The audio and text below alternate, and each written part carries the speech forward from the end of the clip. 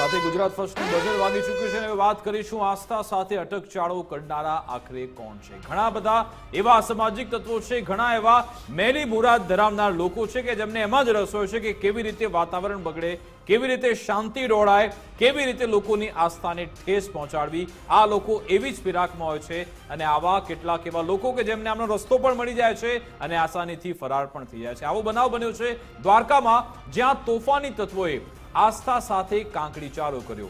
જી હા, શિવરાત્રી પહેલા એક દિવસ પહેલા અહીંયા આવેલ ભીડવંજન ભવાનીશ્વર મહાદેવ મંદિરમાં આવેલ શિવલિંગ લઈને કેટલાક અસામાજિક તત્વો ત્યાંથી ફરાર થઈ ગયા। ન માત્ર ત્યાંથી શિવલિંગ લઈ ગયા, પરંતુ તેને ખંડિત પણ કર્યું। ક્ષત વિક્ષત હાલતમાં તેને ત્યાં મૂકી દઈને ત્યાંથી ફરાર થઈ ગયા છે।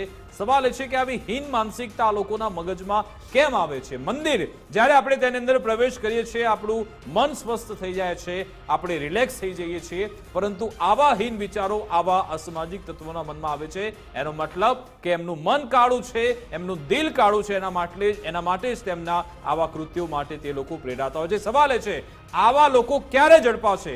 આ પહેલી વારની ઘટના નથી, આવી અનેક વાર આવી ઘટના બની છે કે શિવલિંગની ચોરી થઈ જાય છે, મંદિરની અંદર ચોરી થાય છે, પછી એ લોકો ઝડપાતા નથી। આવી જે અસામાજિક પ્રવૃત્તિ જે લોકો સમાજમાં કરે છે તેમને ડામવા જરૂરી છે।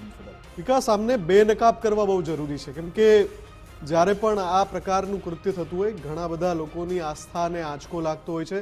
આવા તત્વોના ઈરાદા ન માત્ર ધાર્મિક હોય છે, આવા જે ઈરાદા છે એ બહુ જ ખતરનાક ઈરાદા હોય છે, કેમ કે આની જે કાસ્કેડિંગ ઇફેક્ટ હોય છે એ બહુ ખતરનાક હોય છે અને એટલા માટે જ આ બિલકુલ ચલાવી ન લેવાય।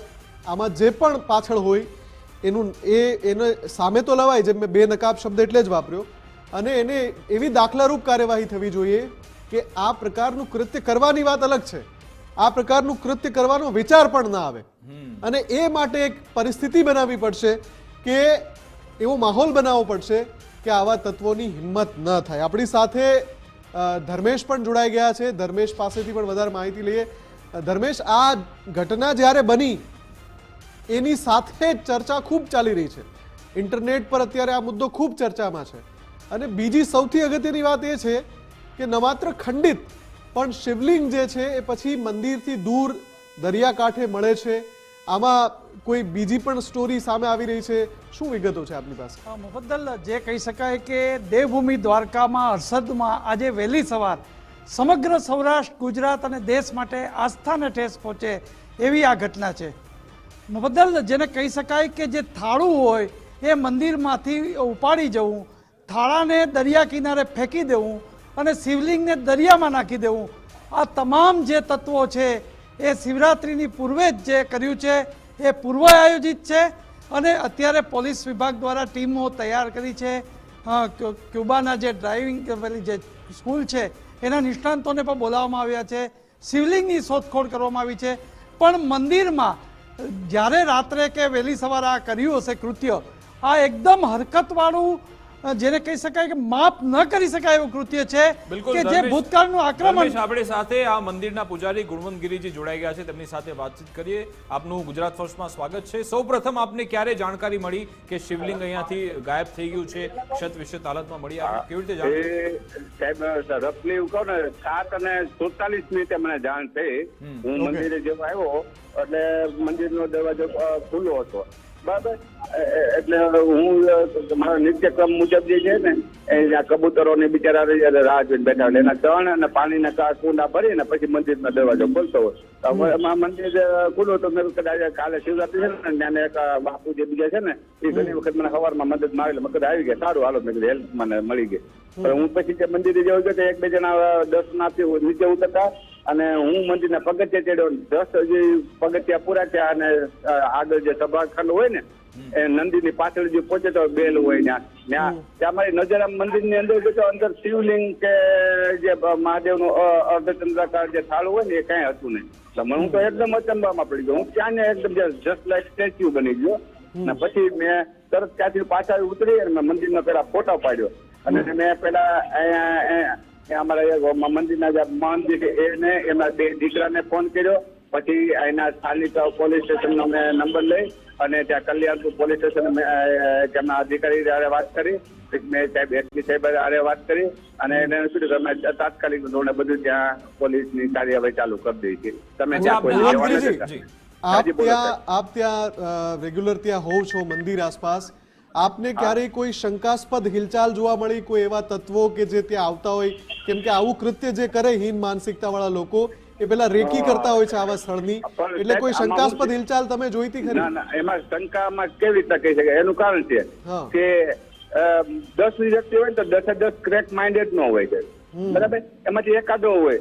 આમાં એક વ્યક્તિથી થાય એવું નથી, કારણ કે રફલી ઓછામાં ઓછું જે છે ને 7 માણસો જે થાળું દરિયાના કાંઠેથી મળ્યું ને, જે શિવલિંગ નીચે જે અર્ધચંદ્રાકાર જે થાળું હોય, તે 7 માણસો 3 થી 4 વખત રેસ્ટ લઈ અને મંદિર સુધી પહોંચાડ્યું. શિવલિંગ તો હજી મળ્યું નથી, બરાબર? એટલે કમસે કમ 7-8 માણસો આવેલા હોય ને ઓછામાં ઓછા, તો જ આ વસ્તુ શક્ય. અને અંદરથી 1 રૂપિયાની પણ ચોરી ને રૂપિયા ને બધું કે થાળીમાં પડ્યા હોય, જે અંદર પેટી હોય, જે દાન દક્ષિણાની પેટી હોય ને ભગવાનની, તેમાંથી કોઈ વસ્તુ કઈ તૂટી નથી, કે કોઈ જાતનું ઉપર ચાંદીના ચટર ભગવાન ઉપર ચડાવે એ કઈ નથી, કોઈ વસ્તુ સિવાય નથી લીધી.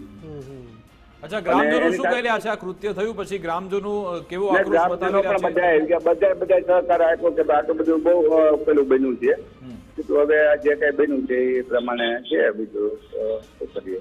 બિલકુલ, આભાર અમારી સાથે જોડાવા બદલ, વાતચીત કરવા બદલ. તો તેમનું કહેવું છે કે આ એક વ્યક્તિનું કૃત્ય નથી, એક સાથે ટોળકી અહીં આવી હશે તો જે આખું શિવલિંગ લઈને ત્યાં પહોંચ્યા અને પછી તેને અને ધર્મેશ આપણી સાથે જોડાયેલા છે. ધર્મેશે ત્યાંના જે સ્થાનિક પત્રકારો છે એમની સાથે પણ ચર્ચા કરી, સ્થાનિક અગ્રણીઓ સાથે પણ ચર્ચા કરી. કોઈ નિષ્કર્ષ ઉપર આવી રહ્યા છે એ લોકો? તમારે વાતચીત થઈ ત્યારે ધર્મેશ?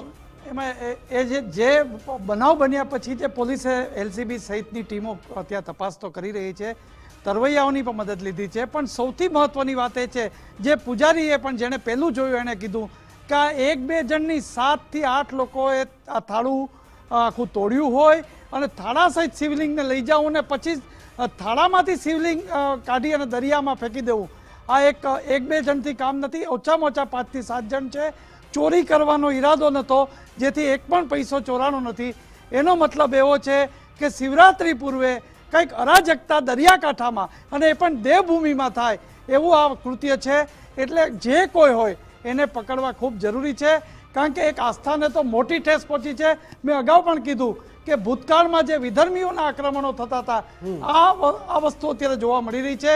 આ છે કોણ આવું કૃત્ય કરનાર કે જે શિવરાત્રી મહાદેવનો જ્યારે પવિત્ર પર્વ જુનાગઢ ભવનાથ સહિતમાં અત્યારે મહાદેવ થાય છે, ત્યારે દેવભૂમિ દ્વારકાનું સંવેદનશીલ થઈ શકાય એવું હર્ષદનો દરિયા કિનારો, એમાં ભીડભંજનનું ભવાની મહાદેવનું મંદિર જ કેમ પસંદ કર્યું અને એમાં કૃત્ય કર્યું.